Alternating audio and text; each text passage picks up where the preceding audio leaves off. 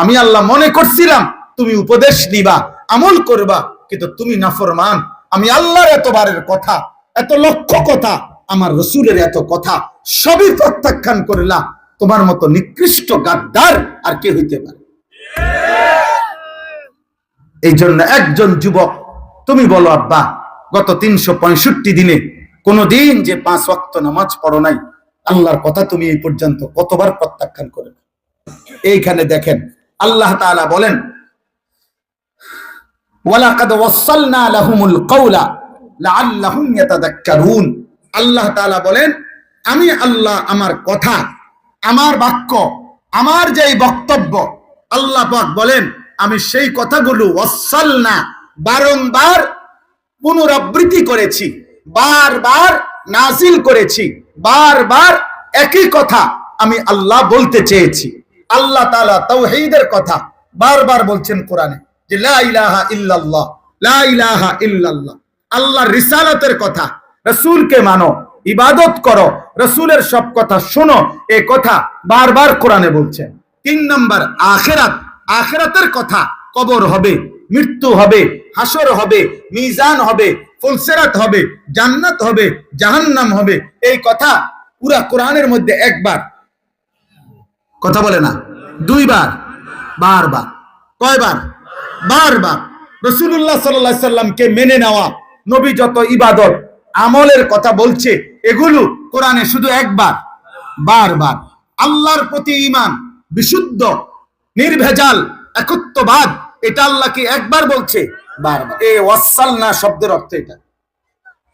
আল্লাহ বলেন, তাফসীরের মধ্যে আছে তাওসিল মানে একটি রশিকে মজবুত করার জন্য আরো রশি, আরো রশি, একটার পর একটা 10টা রশি, 20টা রশি এটার সাথে লাগাইয়া এটারে পেঁচানো, শক্ত করা, মজবুত করা, টাইট করা, এটারে বলা হয় ওয়াসালনা, তাওসিল। তো আল্লাহ বলেন আমার এক একটা কথাকে আমি মজবুত করার জন্য বারংবার নাজিল করেছি, বারংবার, লাআল্লাহুম ইয়াতাযাক্কারুন, যেন আমার বান্দারা উপদেশ গ্রহণ করতে পারে।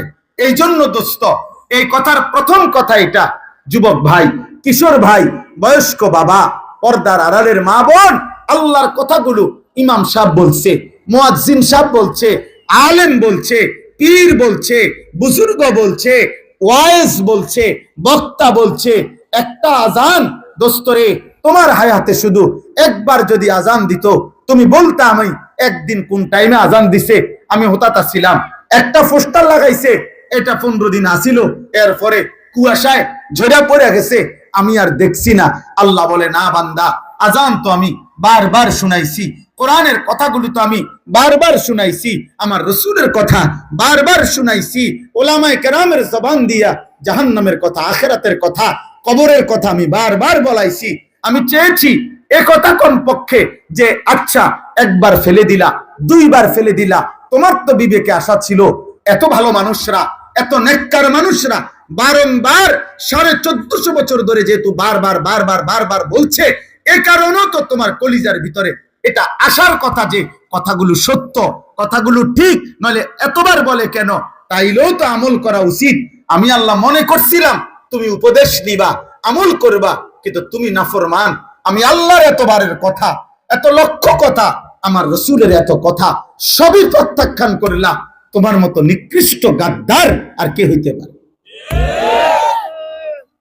এই জন্য একজন যুবক, তুমি বলো আব্বা, গত 365 দিনে কোনদিন যে 5 ওয়াক্ত নামাজ পড়ো নাই, আল্লাহর কথা তুমি এই পর্যন্ত কতবার প্রত্যাখ্যান করে? তুমি কি বলবা আল্লাহর কাছে? বলো ভাই। এই যে এখন খেয়াল করো যে কতগুলো মসজিদ থেকে আজান হইতেছে, তাহলে এক এক ওয়াক্ত নামাজের, যে যেখানেই থাকুক, বাজারে থাকুক, ঘরে থাকুক, নানার বাড়ি থাকুক, শ্বশুর বাড়ি থাকুক, বাপের বাড়ি থাকুক, বেড়াইতে থাকুক, সবখানেই তো আজান হচ্ছে, হচ্ছে না?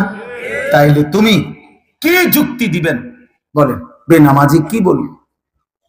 নাফরমান কি বলবে? কেন আল্লাহ আপনার কথা শুনতে পারলাম না, কেন মানি নাই? আহা, কোনো জবাব হবে, কোনো জবাব হবে না, কোনো জবাব না। আল্লাহ আমাদেরকে বুঝ দান করে।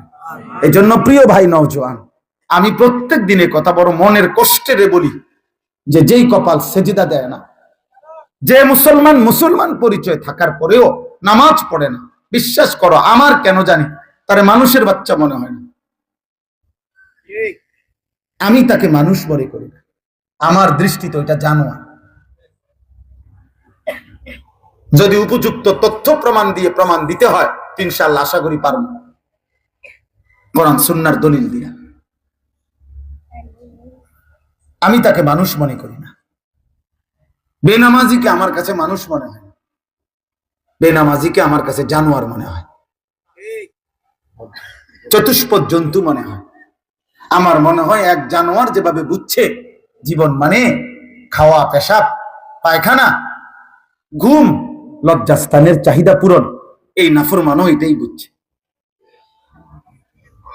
এটাই বুঝছে। সে জীবনের এর চাইতে বেশি কিছু বোঝে না, এই জীবনের কোনো অর্থই বোঝে না, সে মানুষ পরিচয়ের কোনো সার্থকতাই বোঝে না। সে শুধু এতটুকুই বুঝছে চাহিদা পূরণ হইতেছে, পেশাবে ধরছে পেশাব করছে, পায়খানা ধরছে পায়খানা করছে, টেহার দরকার পয়সা কামাই করছে, হালাল না হারাম, সুদ না কিস্তি, আরে বাদ দে, টেহার দরকার, নারী দেখা দরকার বেটা, মোবাইলে ফারস, রাস্তাত ফারস, টেলিভিশনে ফারস, রাইতে ফারস, দিনে ফারস, ছবিত ফারস, নিজের মোবাইলে ফারস, অন্যের মোবাইলে ফারস, উলঙ্গ ছবি দেখা দরকার, নর্তকী দেখা দরকার, কিসের আবার হালাল হারাম বেটা, তো বেটা আহা, এ তো জানোয়ারে রাখলাম, এ তো জানোয়ারে রাখলাম। যে মনে করে জীবন মানেই হচ্ছে চাহিদা পূরণ, চাহিদা পূরণ। ওয়ালাকাদ ওয়াসালনা লাহুমুল কাওলা লাআল্লাহুম ইয়াতাযাক্কারুন। আল্লাহ বলবে বান্দা বলো না আমি আমার এক একটা কথা কি পরিমাণ বলেছি, কতবার বলেছি বান্দা, আমার মতো মালিকের এতবারের কথা। একটা মা যদি তার সন্তানকে 100 বার ডাক দেয় এরপরও কি সে ডাকে সাড়া দিবে না? একটা বাবা যদি তার সন্তানকে 100 বার ডাক দেয় তো সে কি তবুও সাড়া দিবে না? একজন মালিক আল্লাহ 365 দিনে ফজরের নামাজের জন্য কমপক্ষে 365 বার তো ডাক দিছে, জোহরের নামাজের জন্য 365 বার তো ডাক দিছে, আসরের জন্য 365 বার ডাক দিছে। তা আল্লাহ যদি বলে আমি 365 বার ডাক দিলাম, একবারও সাড়া দিলা না, আফসোস ছাড়ার কিছু তখন? আল্লাহ আমাদেরকে বুঝ দান করেন। আল্লাযীনা আতাইনাহুমুল কিতাবা মিন ক্বাবলিহি হুম বিহি ইউমিনুন। আল্লাহ বলেন আমার কিছু প্রিয় বান্দার শোনাচ্ছি কথা, যাদেরকে আমি ইতিপূর্বে আসমানি কিতাব ইনজিল দিয়েছিলাম তারা সেই কিতাবের উপরেও পূর্ণ ঈমান এনেছিল। ওয়া ইযা ইউতলা আলাইহিম, আবার যখন তাদের সামনে আমার কোরআন শোনানো হলো, ক্বালু আমান্না বিহি, তারা সাথে সাথে বলল আমরা এর উপরেও ঈমান আনলাম।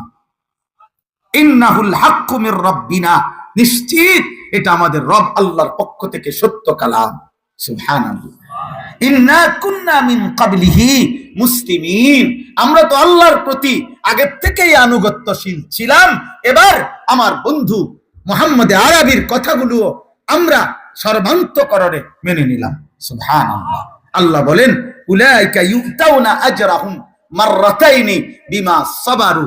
আল্লাহ বলেন আগেও তারা আমার উপরে মজবুত ছিল, এখনো আবার নিশ্চিন্তে আমার কথা আমার নবীর কাছ থেকে গ্রহণ করে নিয়েছে। এই জন্য আমি আল্লাহর পক্ষ থেকে তাদের প্রত্যেক আমলের নেকি বদলা প্রতিদান দেওয়া হবে দ্বিগুণ দ্বিগুণ, ডাবল ডাবল। সুবহানাল্লাহ। ওয়ায়াদরাউনা বিল হাসানাতিস সাইয়্যিআ, আল্লাহ বলেন আর এই প্রিয় বান্দাদের বৈশিষ্ট্য হলো তারা প্রত্যেক মন্দ, অসৎ, অশালীন আচরণের জবাবে উত্তম ভদ্র আখলাকের দ্বারা জবাব দান করে। অমিম্মা রাযাকনাহুম ইউনফিকুন, এবং আমার দেওয়া সম্পদ থেকে অকাতরে আমার রাস্তায় সাদাকা করে, দান করে। তো আল্লাহ তাআলা ওই বান্দাকে এখানে 3টা জিনিস, এক মানে কাকে আল্লাহ তাআলা এখানে লিখছে আল ইবরাতু বিউমুমিল লাফজ লা বিখুসুসিস সাবাব।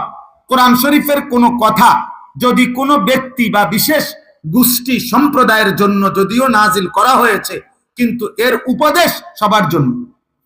উপদেশ কার জন্য বলে না? সবার জন্য। এজন্য আল্লাহ তাআলা ওই ব্যক্তির আমলের বদলা সর্বদাই দ্বিগুণ দ্বিগুণ দিতে থাকবেন, যার মধ্যে এই তিনটি সিফাত থাকবে। এক, যে আল্লাহর কথার উপরে মানে কোরআনের উপরে পূর্ণ ঈমান রাখে। দুই, যে প্রতিটা মন্দ অশোভনীয় আচরণের জবাবে উত্তম আচরণ দ্বারা জবাব দান করে। আর তিন, আল্লাহর দেওয়া সম্পদ থেকে আল্লাহর পথে যে খরচ করে। আল্লাহ বলেন এই তিন গুণে গুণান্বিত ব্যক্তির সব আমলের নেকি আমি দ্বিগুণ দ্বিগুণ দেব, দ্বিগুণ দ্বিগুণ। কয় গুণ? দ্বিগুণ দ্বিগুণ, বারবার বারবার বাড়াবো, ডাবল ডাবল ডাবল ডাবল। নারীদের ব্যাপারে কোরআন শরীফে আল্লাহ বলছে, কোরআনুল কারীমের মধ্যে আছে, আমান ইয়াকনুত মিনকুন্না লিল্লাহি ওয়া রাসূলি ওয়া তা'মাল সালিহান নু'তিহা আজরাহা মাররাতাইন। নবীর বিবিদেরকে বলছে, তোমরা ঈমানদার নারীরা যদি আল্লাহ রাসূলের আনুগত্য করো, আল্লাহ রাসূলের আনুগত্য করো, আল্লাহ বলেন তোমাদের নারীদেরকে আমি আল্লাহ ওয়াদা দিলাম, আমার ঈমানদার নারী, তুমি অবলা, তুমি দুর্বল, তুমি নারী, অতএব আমি আল্লাহ ওয়াদা দিলাম আল্লাহ রাসূলের আনুগত্যশীল কোন ঈমানদার নারীকে আমি আল্লাহ তার প্রত্যেক আমলের বিনিময়ে নেকি দেব মাররাতাইন, ডাবল ডাবল, দ্বিগুণ দ্বিগুণ। এজন্য মহিলারা আফসোস করত নবীজির জামানায়, আমরা জিহাদ করতে পারি না, আমরা জানাজার নামাজে যাইতে পারি না, আমরা ঈদের নামাজে যাইতে পারি না, আমরা নামাজের জামাতে ঠিকমতো উপস্থিত হইতে পারি না, আমরা হাজারো নেক কাজে অংশগ্রহণ করতে পারি না, আমরা বেডিত মহিলা মানুষ, ঘরে থাকতে হয়। আল্লাহ বলেন অসুবিধা নাই, নেকি না দরকার, জান্নাতে না দরকার, সেটা আমি তোমার ঘরে থাইকা পর্দা হেফাজত কইরা তোমার বন্দিগি কম হোক, আমি নেকি দেব বাড়াইয়া। অসুবিধা কি? সেজদা দিবা একটা, নেকি দেব হাজারটা। তোমার সমস্যা কি? আমি দিলেই তো হইছে, তুমি জান্নাত পাইলেই তো হইছে। সুবহানাল্লাহ, কি মেহেরবান মালিক। সর্বশেষ আল্লাহ বলেন, ওয়া ইযা সামিউল লাগওয়া আ'রাযু আনহু ওয়া ক্বালু লানা আ'মালুনা ওয়া লাকুম আ'মালুকুম সালামুন আলাইকুম লা নাবতাগিল জাহিলিন। আল্লাহ বলেন আমার প্রিয় বান্দাদের বৈশিষ্ট্য হলো যাবতীয় বেহুদা কথা, মন্দ কথা, অপ্রয়োজনীয় কথা এবং কাজ যখনই তারা শুনে তার থেকে বিমুখ হয় এবং ডাক দিলে মন্দ কাজে, মন্দ কথার মজলিসে তারা বলে, না ভাই তোমার কাজ নিয়ে তুমি থাকো, আমি আমার ঈমান আমল নিয়ে আছি, তোমার জন্য কল্যাণ কামনা করি। আমি অজ্ঞ মূর্খ আল্লাহ বিমুখ নাফরমানদের সাথে চলতে পারি না, তাদেরকে সাহচর্য চাইতে পারি না। এই জন্য ঈমানদার কখনো বেহুদা, ফালতু, গাফেল, অমনোযোগী, আল্লাহ নাই, রাসূল নাই, সেজদা নাই, নামাজ নাই, বন্দিগি নাই, এই সমস্ত অপদার্থ প্লাস্টিকের লগে ঈমানদার চলতে পারে না। এটা কোনো মানুষ না, এটা এক ধরনের প্লাস্টিক, ফালতু লোক। এই জন্য যুবক তোমাদেরকে বলি, বেটা যার সাথে চলে ফিরে 8 ঘন্টা 10 ঘন্টা আড্ডা দেওয়ার পরে নাফরমান একবারও আল্লাহর নাম নেয় নাই, ওই কোনো বন্ধু না, ওই শয়তান ছাড়া আর কিছু না। সারাক্ষণ সারাক্ষণ একবার হাসে, একবার লাথি দেয়, একবার চুল টান দেয়, একবার শার্ট ধরে লাথি দেয়, একবার ঘুষি দিয়া লায়, একবার বেডির কথা কয়, একবার উলঙ্গ ছবি কথা। মা পাগলে কি রে, কি লাফায় কিত্ত, ফালায় কিত্ত, হাসে কিত্ত, খবরও নেই, কি করে না।